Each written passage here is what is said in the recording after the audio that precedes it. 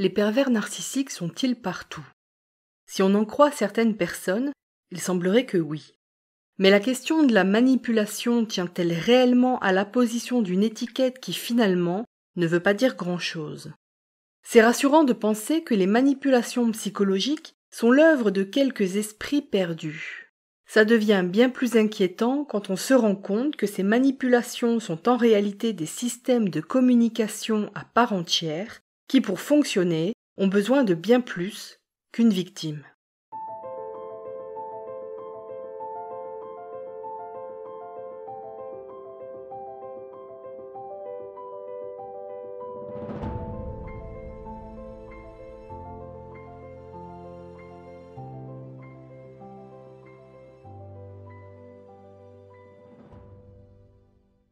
Alors qui sont les manipulateurs? Cette question, on se la pose souvent. Pour les uns, nous sommes tous des manipulateurs. Pour d'autres, c'est une question de personnalité. Alors autant le dire tout de suite, je ne suis d'accord ni avec la première affirmation, ni avec la seconde. On a maintenant des décennies de recherches sur les questions de soumission à l'autorité, d'imitation sociale, pour comprendre que nous sommes des animaux sociaux et que nos comportements sont toujours en lien avec notre environnement. L'idée n'est donc pas de nier l'effet de ce qu'on appelle la personnalité, même si on a parfois bien du mal déjà à définir ce terme, mais de la remettre à sa juste place pour éviter de créer encore plus de problèmes que de solutions. Le problème du tout personnalité, c'est que ça amène à penser qu'on est manipulateur, qu'on reste manipulateur et qu'on meurt manipulateur. Cette idée, elle n'a aucun fondement scientifique, mais elle permet à une société entière de scinder ses citoyens en deux classes, les gentils et les méchants. Il y aurait donc des personnes manipulatrices dans l'âme, condamnées à manipuler, et puis celles qui en seraient totalement dépourvues et qui ne manipuleraient jamais. Et évidemment, nous aimons penser que nous faisons partie de la seconde classe. Mais peut-être que pour lutter contre les manipulations, la question n'est pas qui sont les manipulateurs, mais comment agissent-ils? Depuis le 2 janvier 2023, le numéro 3 du magazine gratuit La Petite Histoire est disponible. Le magazine La Petite Histoire est consacré à la prévention et à l'éducation contre les manipulations. Et en plus, il est totalement gratuit. Allez vite découvrir vos nouvelles rubriques et faire connaissance avec vos nouvelles mascottes qui plairont autant aux enfants, aux ados qu'aux adultes. Si vous en avez marre que les manipulations dirigent votre vie, c'est le magazine gratuit La Petite Histoire qu'il vous faut. Et ça se passe sur coralineozenblas.com ou sur Google Play. On va donc voir maintenant 2 points fondamentaux pour comprendre ce que sont réellement les manipulations et pourquoi elles fonctionnent. Alors le premier point pour comprendre les manipulations et les victimes, c'est d'en finir avec le terme pervers narcissique. Le pervers narcissique est un terme populaire mais qui n'a aucune valeur scientifique. Et en plus, même son nom est une aberration. Un pervers est forcément narcissique, donc il n'y a pas vraiment besoin de cette redondance. La question de linguistique mise de côté, le plus gros problème de ce terme, c'est qu'il crée une classe de troubles de la personnalité qui n'existe dans aucun manuel de psychiatrie reconnu internationalement. Ce qui est reconnu en revanche, c'est ce qu'on appelle le narcissisme. Mais attention, pour parler de personnes narcissiques, encore faut-il avoir établi un diagnostic médical. Et c'est là où les ennuis commencent.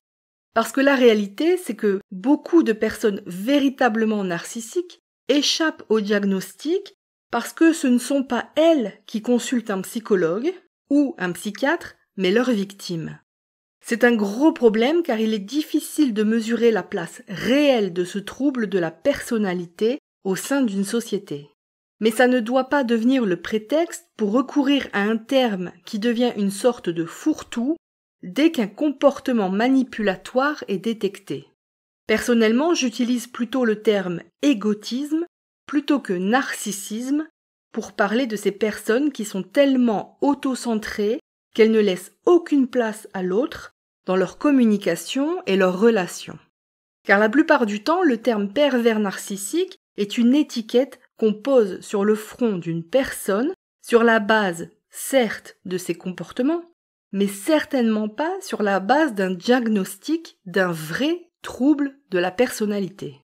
Alors, quelle différence cela peut faire ? C'est une sacrée différence. Parce qu'épingler quelqu'un et l'affubler d'un terme détourné de la psychiatrie revient précisément à utiliser une technique de manipulation qui s'appelle la psychiatrisation.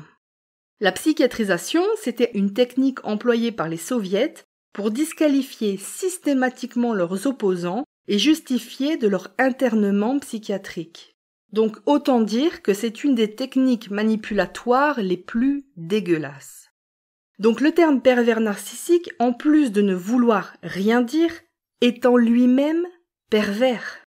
Ce qui me révolte dans le fait qu'on accoutume socialement les victimes à recourir à ce terme, c'est qu'on les place dans un système qui est lui-même manipulatoire. On persuade les victimes que ce terme leur permet de comprendre et de se sortir des manipulations, mais en réalité, on les maintient dans un système de fausses croyances qui laisse penser que le problème qu'elles vivent tient uniquement à la personnalité de leur bourreau. Et c'est très dangereux, parce que c'est oublier l'ensemble des contextes qui permettent souvent que ces manipulations aient lieu. Donc c'est très grave, parce que la plupart du temps, l'ensemble de ces contextes ne sont pas identifiés. Et donc, la victime va passer de relation en relation et se retrouver dans les mêmes situations de manipulation. Les gens changent, mais c'est toujours la même chose. Et non, ce n'est pas forcément que la victime tombe toujours sur le même type de personne. C'est souvent parce que les contextes qui favorisent la création et le maintien de la manipulation ne sont pas connus et donc jamais identifiés. Se contenter de parler de pervers narcissique et rester focalisé sur la question de la personnalité du manipulateur ne permet souvent pas aux victimes ni de comprendre ce qui leur arrive, ni de sortir des situations dans lesquelles elles se retrouvent. Et ça, c'est un vrai problème.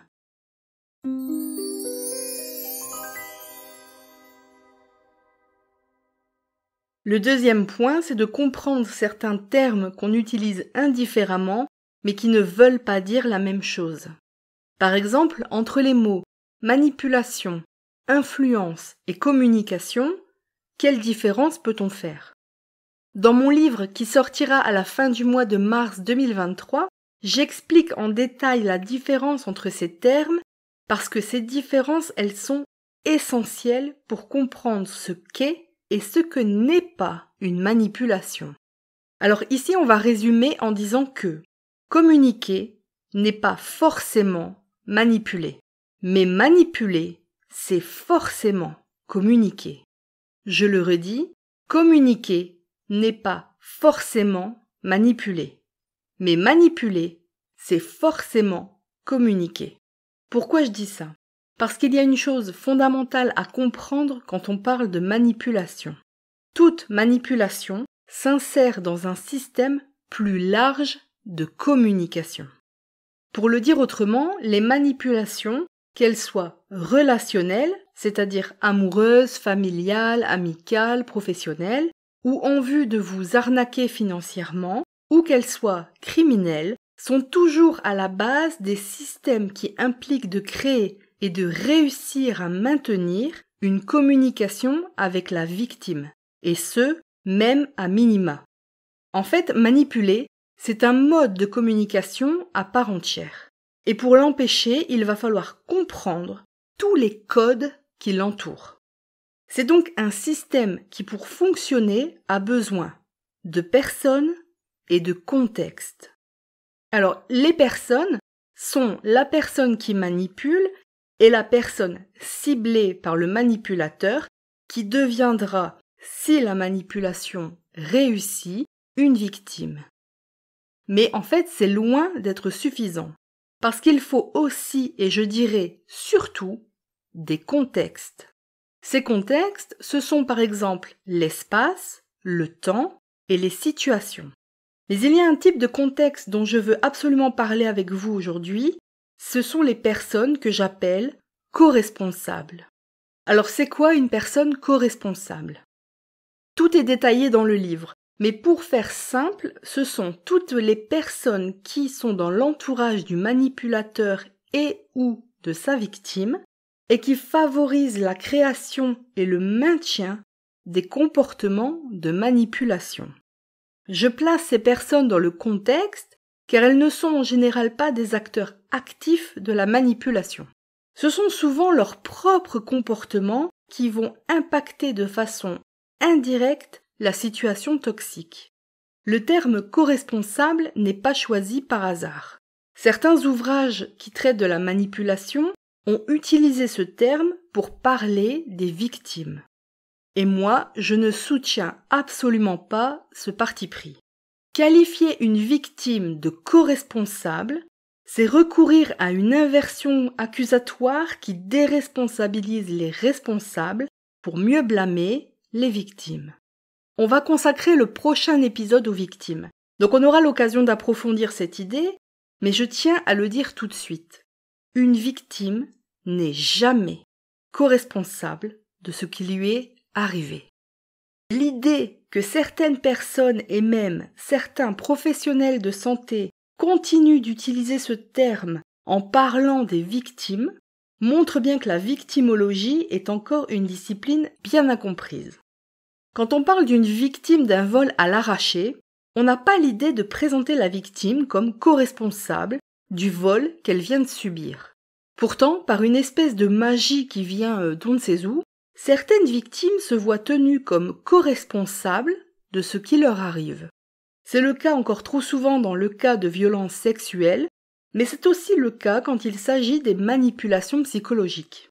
Il y aurait donc deux catégories de victimes, celles qui n'y sont vraiment pour rien, et puis celles qui, d'une certaine façon, l'ont un peu cherché.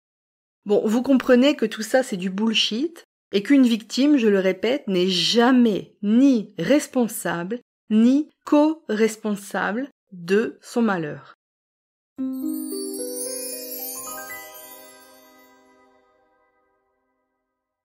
En attendant, si vous voulez poursuivre cette discussion, je vous retrouve tout de suite sur la newsletter du site coralineozenblas.com. Pour chaque épisode, je propose un contenu bonus exclusif et souvent des conseils lecture, donc de quoi vous aider à avoir le maximum d'informations. Et c'est aussi là que je reçois vos questions et vos suggestions de sujets pour les épisodes. Donc n'hésitez pas à me retrouver sur ce cercle de discussion qui se trouve sur coralineozenblas.com.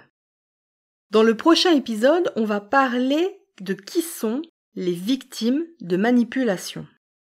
On va continuer à étriller toutes les mauvaises idées et pratiques qui ont cours quand il s'agit des victimes, parce que c'est important pour comprendre comment fonctionnent les manipulations, pour en sortir et surtout ne pas retomber dedans.